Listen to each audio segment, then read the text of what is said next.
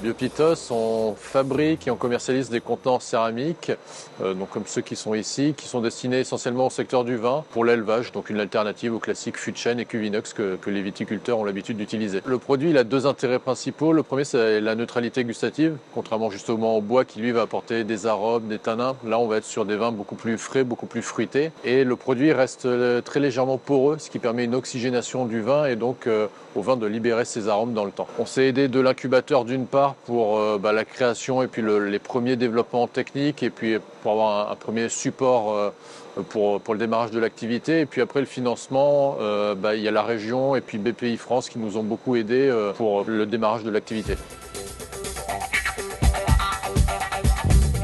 On a deux gammes de produits, une gamme œuf et puis une gamme jarre comme celle qui est ici. Celle-ci, elle fait 1000 litres, donc c'est le dernier modèle qu'on est en train de développer, la plus grosse capacité actuellement qu'on réalise. On part d'un moule qui est en plâtre, qui va nous servir en fait à mettre en forme la pièce, donc dans ce cas une jarre.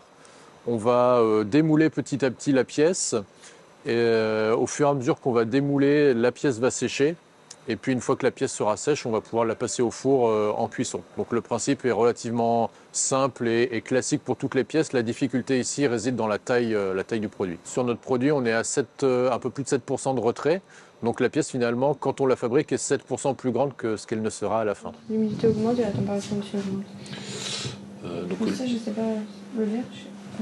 Le coût de production, ça représente un peu plus de 30% du coût de revient du produit. On a été finalement assez peu impacté par ces hausses énergétiques, puisque sur notre ancien local, on était au propane, qui a assez peu augmenté d'un point de vue tarifaire. Et donc on a fait le choix sur ce nouveau bâtiment de rester au propane pour avoir une stabilité au niveau du prix. Sur la partie France, on commercialise tout en direct. Donc ça se fait par du démarchage via notre équipe de commerciaux.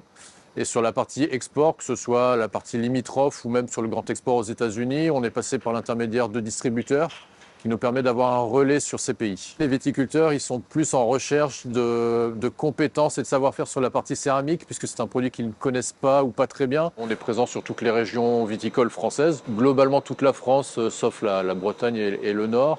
Et puis maintenant un petit peu à l'export aussi, sur Suisse, Royaume-Uni ou les États-Unis sur le grand export. Et un petit peu effectivement les spiritueux ou les huiles.